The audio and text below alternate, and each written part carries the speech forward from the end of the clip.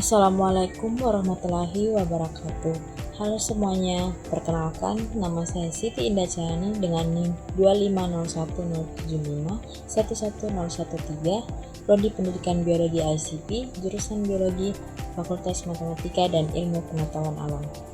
Sebelumnya saya berterima kasih kepada dosen pengampu Bapak Dr. Jenry Mamongke SSI atas kesempatan yang telah diberikan kepada saya. Di sini saya akan membahas mengenai apa sih itu Lycophyta. Yuk simak videonya. Lycophyta adalah kelompok tumbuhan paku primitif yang sudah ada sejak zaman purba. Tumbuhan ini termasuk tumbuhan pembuluh karena memiliki jaringan xilem dan floem yang berfungsi mengangkut air dan zat makanan ke seluruh bagian tubuh. Walaupun demikian, struktur tubuh Lycophyta masih lebih sederhana dibandingkan tumbuhan paku sejati.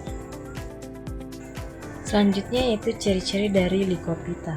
Ciri-cirinya yaitu memiliki akar, batang, dan daun sejati, tetapi daunnya masih sederhana dan disebut mikrofil. Tumbuhan ini tidak memiliki bunga maupun biji, sehingga berkembang biak menggunakan spora. Daunnya berukuran kecil seperti sisik dan umumnya tumbuh di lingkungan yang lembab seperti hutan atau tanah basah.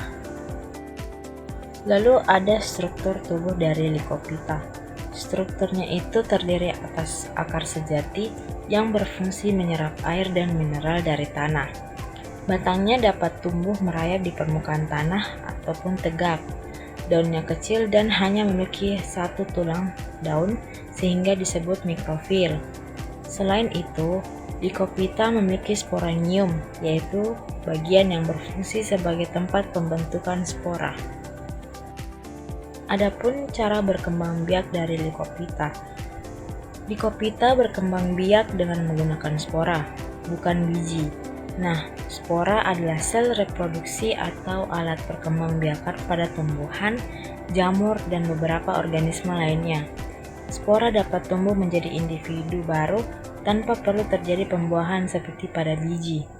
Spora tersebut dihasilkan di dalam sporanium dan biasanya berkumpul pada bagian khusus yang disebut strobilus atau konus. Bentuk strobilus menyerupai kerucut dan berfungsi melindungi spora hingga siap tersebar. Ada beberapa contoh dari Lycophyta.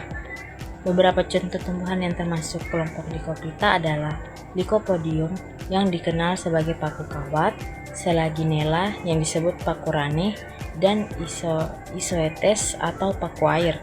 Ketiga tumbuhan ini memiliki ciri khas daun kecil dan berkembang biak dengan spora. Dan yang terakhir yaitu habitat Lycophyta, umumnya berada di tempat yang lembab dan teduh.